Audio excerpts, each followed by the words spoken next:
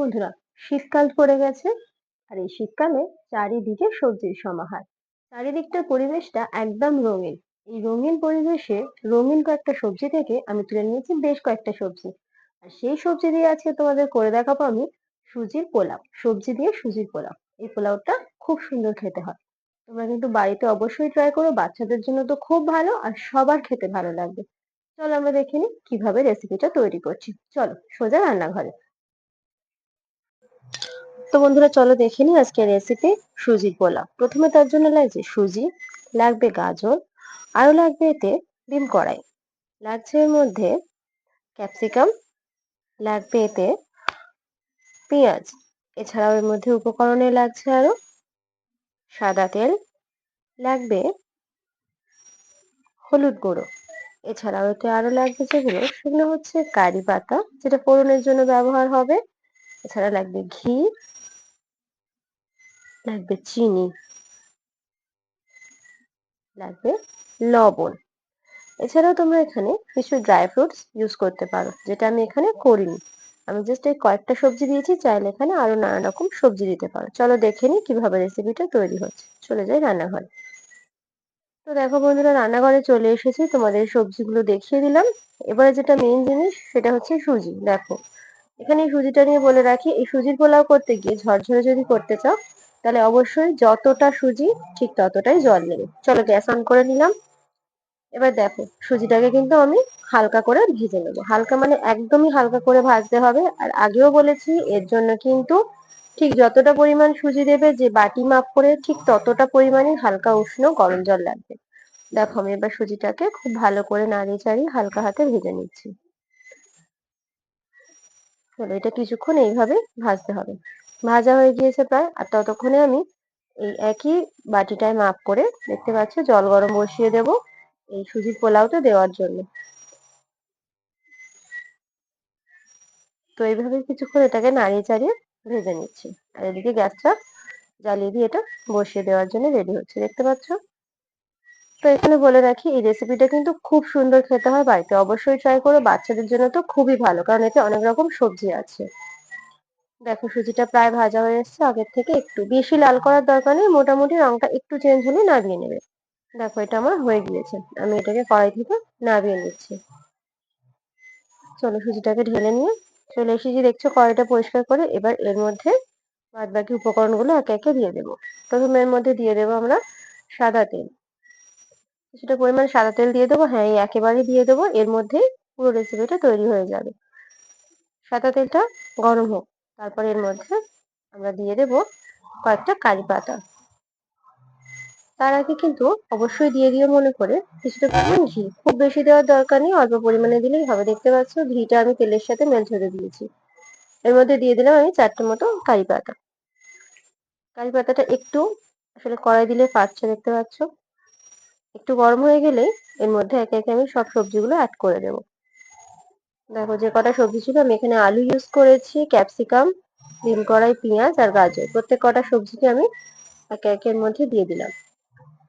দেখো সব সবজিগুলোকে খুব ভালো করে ভাজতে হবে যতক্ষণ না পুরো 100% সেদ্ধ হয়ে যাচ্ছে। হ্যাঁ, অবশ্যই কিন্তু খুব ভালো করে ভেজে নিও সবজিগুলোকে।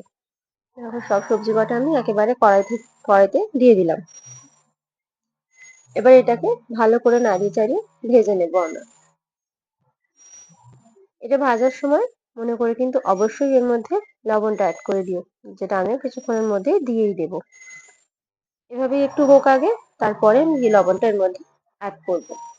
দেখো খুব ভালো করে নাড়িয়ে চাড়িয়ে উল্টিয়ে পাল্টিয়ে ভাজবে, যাতে কড়ার মধ্যে না জড়িয়ে যায়। দেখো এর মধ্যে এবার দিয়ে দিচ্ছি লবণ। একেবারে পরিমাণ মতোই দিয়ে দিও, পরে আর দিতে লাগবে না। দিয়ে দিলাম লবণটা। লবণটা দিয়ে খুব ভালো করে এবার নাড়িয়ে চাড়িয়ে নেব।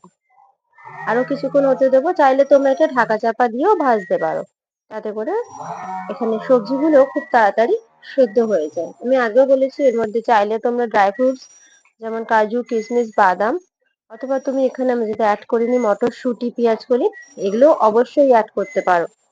দেখো দিয়ে দিচ্ছি কিছুটা পরিমাণে হলুদ। বেশি দেওয়ার দরকার নেই, কারণ সুজির পোলাওয়ে খুব বেশি হলুদ লাগে না। আর যেহেতু পোলাও, তাই একটু কালারের জন্য আমি খুব বেশি দিইনি, মোটামুটি হলুদটা দিয়েছি। দেখতে পাচ্ছ, এটাকে আরো কিছুক্ষণ আমরা ভাজা ভাজা করে নেব, যতক্ষণ না পুরোপুরি। এর মধ্যে আলাদা এক্সট্রা কোনো মশলা দেওয়ার দরকার নেই, জাস্ট এই কটা উপকরণে কিন্তু এটা খুব সুন্দর খেতে হয়। আর অবশ্যই এটা পুষ্টিকরও বটে। দেখো, এটা প্রায় কিন্তু ভাজা ভাজা হয়ে এসছে, দেখতেই পাচ্ছ, তোমরা দেখলেই বুঝতে পারছো। একদম দেখো, আলুটাও পুরো সেদ্ধ হয়ে গিয়েছে 100%। চলো, এর মধ্যে এবার আমরা সুজিটা অ্যাড করে দেবো। দেখো, সুজিটা এর মধ্যে দিয়ে একটু জাস্ট উল্টে পাল্টে নাড়িয়ে নেবো, কেন সুজিটা আগে থেকেই ভাজা ছিল, তাই আলাদা করে কোনো ব্যাপার নেই, একটু জাস্ট উল্টিয়ে পাল্টিয়ে এদিক ওদিক করে ভেজে নেওয়া। দেখো, এটা এমনিতেই কত সুন্দর কালার এসেছে সুজিটা দেওয়ার পর। দেখো, আর একদম কিন্তু ঝরঝরে হয়ে আছে। ঠিক লাস্টে গিয়েও এমন ঝরঝরেটাই করতে হবে। আসলে সুজির পোলাও ঝরঝরেই বেশ ভালো লাগে, অনেক সময় জড়িয়ে যায়, আগেই বলেছি। যার জন্য যতটা পরিমাণ সুজি নেবে ততটা জল নেবে, নিলে কিন্তু একটুও সুজি জড়িয়ে যাবে না। দেখো, আমি একই মাপে জল নিয়েছি, ঠিক এইটুকু জলেই কিন্তু এই পুরোটা হয়ে যাবে। দেখতে পাচ্ছ, গরম জলটা দিয়ে দিলাম এর মধ্যে, আর দেওয়া মাত্র সুজিতে কিন্তু পুরো জলটা টেনে নিয়েছে। দেখো, এবারে কিন্তু একেবারে নাড়তে থাকতে হবে, খুব ভালো করে উল্টে পাল্টে নাড়তে হবে। এই জায়গাটা কিন্তু নাড়া থামালে সুজি কিন্তু একদম ঝরঝরে হবে না, এইরকমই হয়ে থাকবে। এইভাবেই কিছুক্ষণ নাড়িয়ে চাড়িয়ে করলেই দেখবে আস্তে আস্তে সুজিগুলো কড়াইয়ের গায়ে থেকে ছেড়ে আসছে, আর একটার গায়ে থেকে একটা ছেড়ে যাচ্ছে, আস্তে আস্তে ঝরঝরে হয়ে যাচ্ছে। কিছুক্ষণ এইভাবেই 10 মিনিট মতো নাড়াও তোমরা, দেখতে পাবে এটা রেডি হয়ে গিয়েছে। দেখো, এটা অনেক ঝরঝরে হয়ে গিয়েছে। আর নাবানোর আগে আমি এর মধ্যে দিয়ে দিলাম 1 চামচ ঘি। ঘিটা দিলে এটা খুব সুন্দর টেস্ট হয়। এই পর্যায়ে একটু চিনিটা দিয়ে দিও, যেটা আমি উপকরণে দেখিয়েছি কিন্তু ক্যামেরার মধ্যে দেখানো হয়নি জিনিসটা। তোমরা অবশ্যই মনে করে এখানটা একটু চিনি অ্যাড করে দিও, চিনিটা দিলে এটা খুব সুন্দর খেতে আসে, টেস্টের ব্যালেন্সটা খুব সুন্দর আসে। তো আমি সেই চিনিটা এখানে দিয়েছি, কিন্তু তোমাদের দেখানো হয়নি, তার জন্য আমি দুঃখিত। দেখো, এটা কিন্তু রেডি হয়ে গিয়েছে, একদম 100% পুরো তৈরি হয়ে গিয়েছে। এটাকে এবার কিন্তু কড়াই থেকে শুধু নাবানোর অপেক্ষা। তার আগে একটু ভালো করে নিচ থেকে নাড়িয়ে চাড়িয়ে নিচ্ছি। বারবার বলছি, নাবানোর আগে অবশ্যই ঘিটা দেবে, ঘিটা দিলে তবে কিন্তু এর টেস্টটা খুব সুন্দর আসে। দেখো, এটা প্রায় রেডি। এবার গ্যাসটাকে অফ করার পালা। চলো, গ্যাসটা অফ করে দিয়ে এটাকে প্লেটে সাজিয়ে দেখাচ্ছি ব্যাপারটা কেমন হলো। চলো, গ্যাসটাকে এবার আমি অফ করে দিই। দেখছো, পুরো তৈরি। আর বাড়িতে অবশ্যই অবশ্যই করে কিন্তু তোমরা সবাই ট্রাই করো, ট্রাই করে জানিও কেমন লাগলো টেস্টটা। নাও, গ্যাস অফ করে দিয়েছি। চলো, এবার এটাকে ঢেলে নেওয়ার পালা। এইভাবে তোমরা চাইলে কিছুক্ষণ কড়াইতে রেখে দিয়ে তারপরেও ঢালতে পারো, কিন্তু আমি এক্ষুনি এটাকে ঢেলে নিচ্ছি।